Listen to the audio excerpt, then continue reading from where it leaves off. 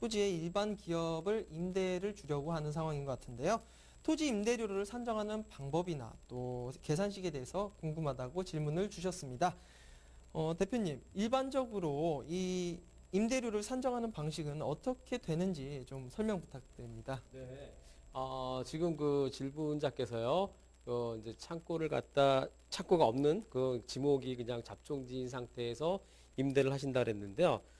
실질적으로 임대료에 대한 그 관행은 규정된 게 없습니다. 관행으로요. 그리고 그 임대인과 임차인이 협의해서 가격을 결정하는데요.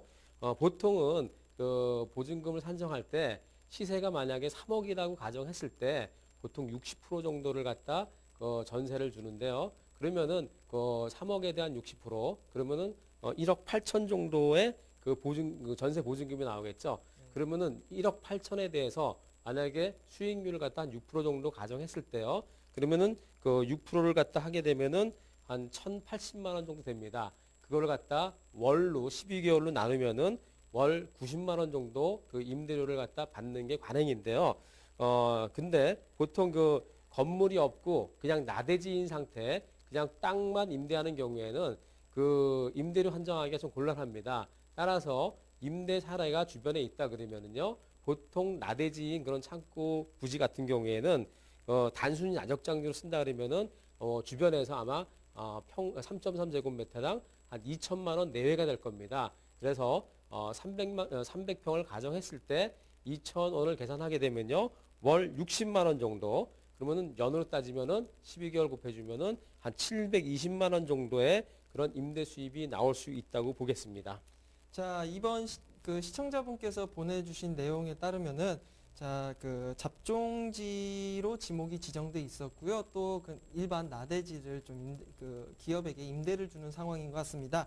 자, 그렇게 해서 잡종지와 나대지 같은 경우는 평당 2,000원 정도 이하 정도의 수준으로 이렇게 임대료를 받을 수 있다고 설명을 들어봤습니다.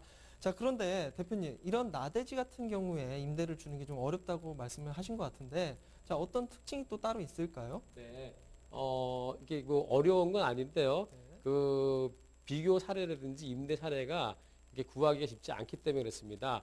보통 창고 건물 같은 경우에는요, 지금 한 뭐 60평짜리 창고다 그러면은, 시설이 잘 돼 있는 경우에는, 뭐 보통 3.3제곱미터당 한 2만 원 내외로 하고요. 그 다음에, 냉동, 냉장 창고 같은 경우에도 한 4만 원에서 5만 원 정도 이렇게 주변 시세가 형성돼 있는데요.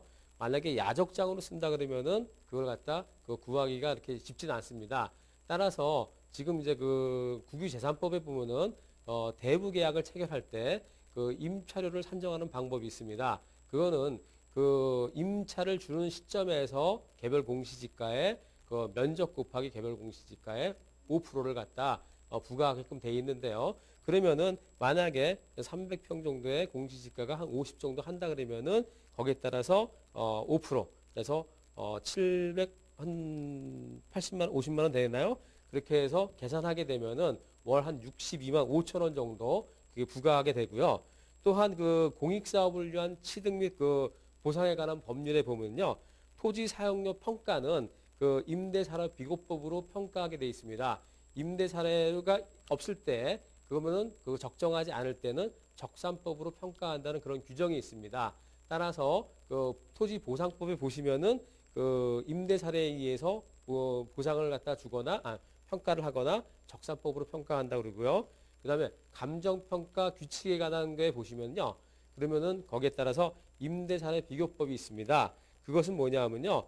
대상 부동산과 동일성 또는 유사성이 있는 다른 부동산 그런 그 거래 사례를 갖다 임대 사례나 거래 사례를 비교해서요. 대상 부동산의 현황에 맞게끔 시점 수정을 한다든지 아니면은 사정 보정을 한다든지 해서 가격이나 임료를 구하게 돼 있는데요. 만약에 비교 사례로 했을 때, 임대 사례로 했을 때 네. 적정 가격 수준이 2,000원이다. 그러면 잡종지 가격이 2,000원에 대해서 본 매물 가격을 곱할 수 있고요.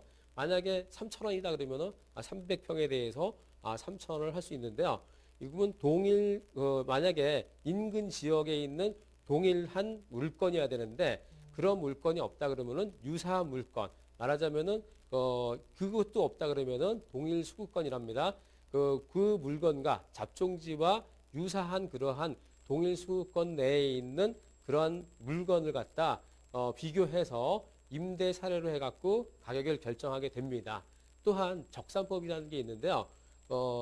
대상 부동산을 갖다 가격 시점에서 재생산 제도를 해서 거기다 감가 수정을 하게 되는데 토지는 그 감가가 적용하기 힘든데요. 근데 토지 같은 경우에도 잡종지로 변환할 때 토목공사를 한다든지 아니면 인허가 비용이 들어갈 수도 있겠습니다.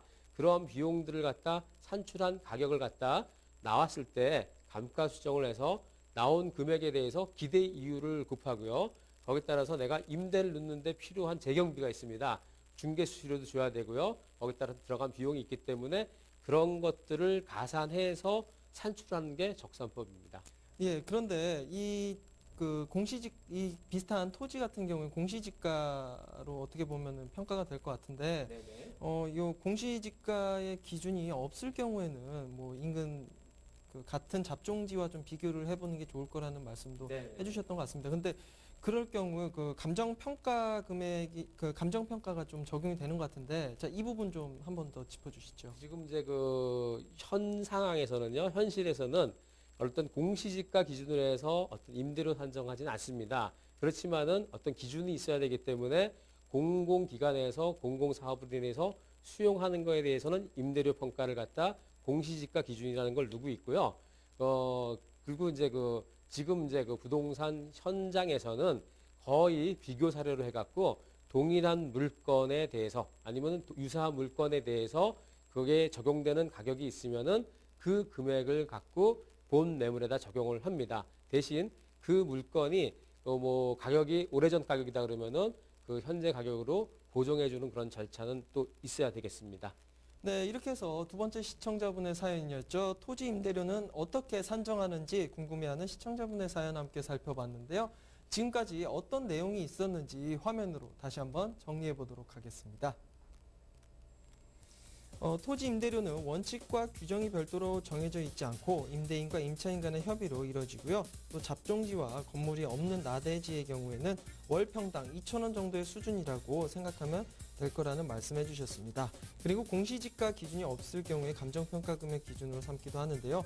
원가 방식, 비교 방식, 수익 방식의 평가 기준이 있다는 점 정리해 봤습니다.